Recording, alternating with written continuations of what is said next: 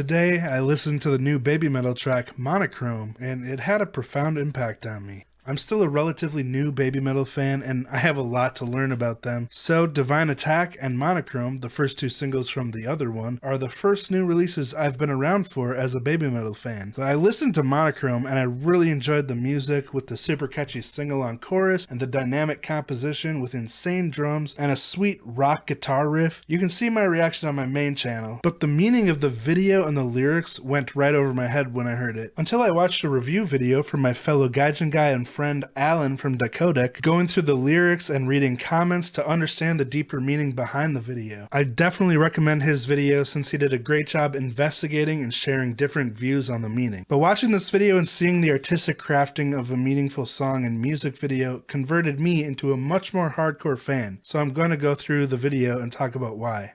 The video opens with really intense music accompanied by visuals of what looks like a shooting star or a firework, and then a big black cloud that expands, and then you see this single tree surrounded by destruction with stars spinning around it, and then a brief shot of what looks like a firework exploding accompanied by really powerful music. Then you see these umbrellas falling from the sky, followed by a shot of a girl standing with an umbrella and there's rain pouring down on her. Then it shows a city skyline as the lyrics say, "The sky's decorated in a spectrum of dreams. I wanted to look at it forever. Even the bright star that was shining yesterday is fading away." You see this bright star behind the city skyline. Then you see what looks like a giant explosion.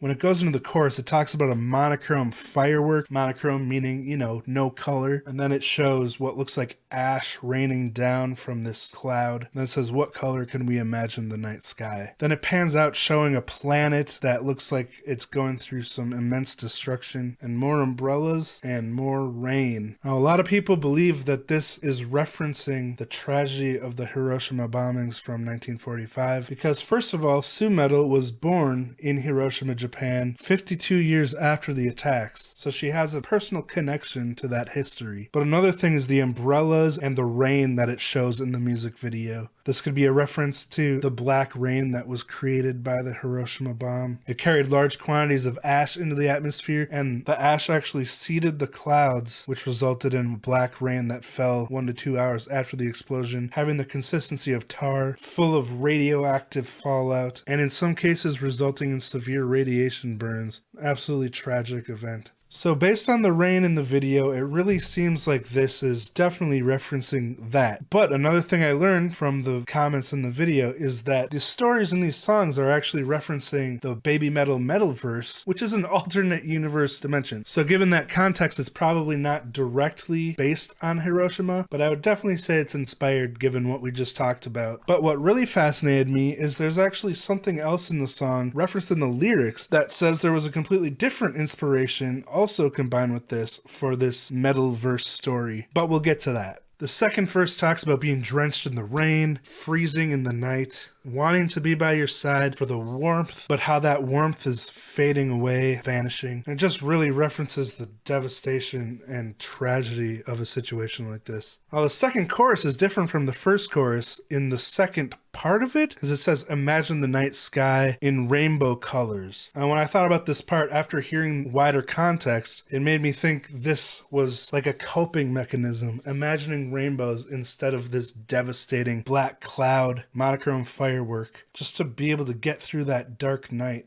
Now here's the part that tells us it's not only inspired by Hiroshima, but also by Norse mythology. During the dusk of Ragnarok, what are we to see? And it shows this tree, which again has a double meaning. In Norse mythology, they have the world tree or the cosmic tree, and it's supposed to be the center of the world, the center of the universe. And then of course, they use the word Ragnarok, which represented the end of the world. And it's kind of an exchangeable word with like Armageddon or some kind of massive disaster, which can definitely be related to the Hiroshima tragedy. But that's not the only tie-in to the tree. There's also a tree in Hiroshima referred to as Hiba Kujun Hiroshima-ku, also called the survivor tree, and it's a Japanese term for the one tree that survived the atomic bombings of Hiroshima and stood alone amongst the destruction. So a lone tree is significant both in Norse mythology and in Japanese history, which is what really grabbed me about this video, that it had two meanings, one from mythology, one from real life. They took the inspiration from both of them and blended them together for this fictional story for the Babymetal Metalverse, and that just makes me appreciate Babymetal so much more than I had before, because it's such an artistic way to express their feelings. You know, there's a lot of emotion behind this song, and I think it's just really amazing and beautiful that they were able to take this inspiration and turn it into a music video that's open to interpretation, that can be really fascinating for the fans, and also have a really deep personal meaning to Sue Metal and to many other listeners of Babymetal. Anyway, thank you so much for watching this. I appreciate it. If you'd like to see more Babymetal focused videos on this channel, please hit the like button and let me know in the comments. We'll talk to you next time.